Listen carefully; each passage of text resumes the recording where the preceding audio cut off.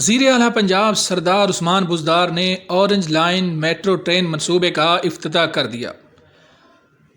Orange line کی افتتاحی تقریب میں chairperson CPEC authority lieutenant general retired Asim Saleem Bajwa اور چینی سفیر بھی شریک ہوئے۔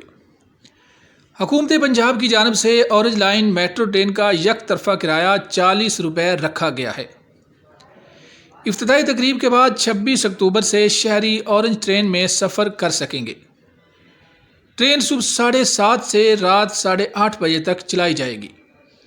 چین سے آئے ہوئے ماہرین نے پاکستانی ڈرائیورز کو ٹرین چلانے کی تربیت دی، جبکہ ٹرین کی صفائی کا کام لاہور ویسٹ مینجمنٹ کمپنی کو سونپا گیا ہے۔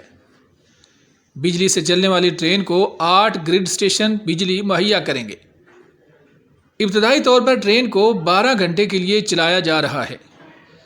ذرائع کا بتانا ہے کہ مستقبل میں ٹرین کا آپریشن ٹائم 16 گھنٹے تک بڑھانے کا منصوبہ ہے۔ اورنج ٹرین کا ٹریک 27.1 کلومیٹر طویل ہے اور 26 اسٹیشن پر مشتمل ہے۔ ٹرین کے تمام راستوں پر اور ٹرین کے اندر کیمرے نصب کیے گئے ہیں۔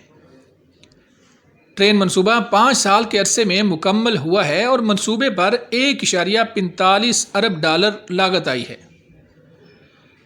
وزیر ٹرانسپورٹ پنجاب جہانزیب کھچی کا کہنا ہے کہ لاہور کا اورنج ٹرین منصوبہ $1.6 ارب کا تھا، لیکن ہم نے اسے $1.45 ارب میں مکمل کر کے $1.5 ملین کی بچت کی ہے۔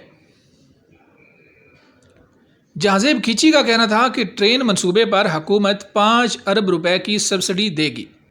میٹرو ٹرین کے افتتاح کی خوشی میں مسلم لیگ نون نے بھی تقریب کا اہتمام کیا۔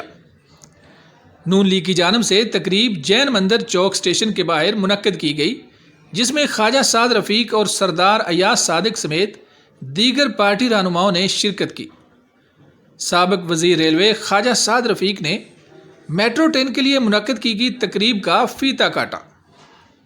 سابق وزیر اعلیٰ پنجاب شہباز شریف کے صاحبزادے سلیمان شہباز نے اپنے ایک بیان میں کہا کہ وہ شخص جس نے اورنج لائن میٹرو ٹرین کے لیے محنت کی، وہ آج سلاخوں کے پیچھے ہے۔